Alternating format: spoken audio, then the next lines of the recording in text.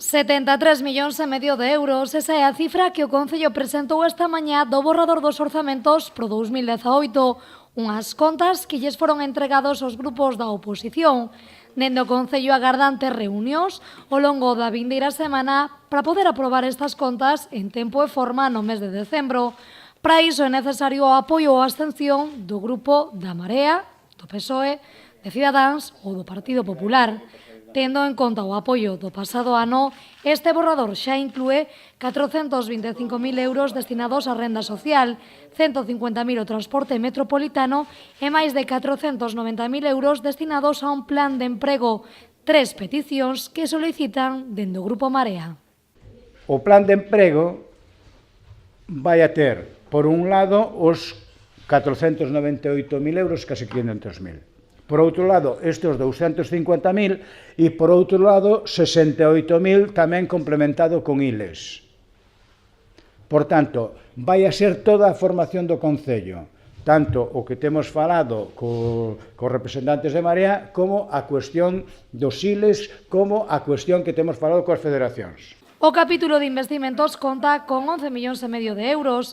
As partidas máis salientables van aos centros culturais, a accesibilidade no rural, a edificios e outras construccións, a composteiros, a accesibilidade urbana e a construcción dun campo de fútbol. Segundo Raimundo, o gran beneficiario destes orzamentos será o rural pontevedrés. O gran beneficiado deste orzamento é o rural.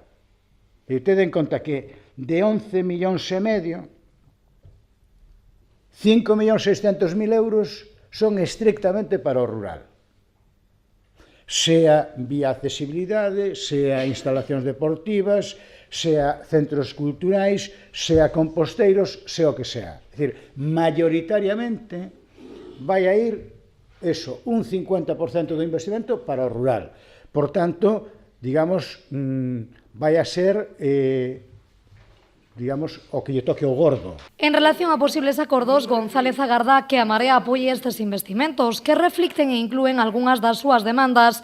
De todos os xeitos, insistiu en que será a vindeira semana cando comecen a ronda de reunións cos grupos da oposición. Pese a isto, González xa adiantou que coa Marea teñen un proceso de negociación sostido. Estamos en un proceso de negociación sostido no tempo. Quer dizer, vamos tendo tal, non está cerrado o acordo, pero se lle van recollendo cousas. Por tanto, bueno, eu agardo que podamos chegar e, digamos, a nosa vontade de chegar a acordo, pois, sobrepasa as palabras, non? Se manifesta en recollerlle propostas concretas deles. Dende o Goberno local agardan poder levar estes orzamentos ao pleno na primeira quincena de decembro, co fin de deixar os deberes feitos antes do remate deste ano. Casi 20 minutos de... Sí, pero vamos a ver...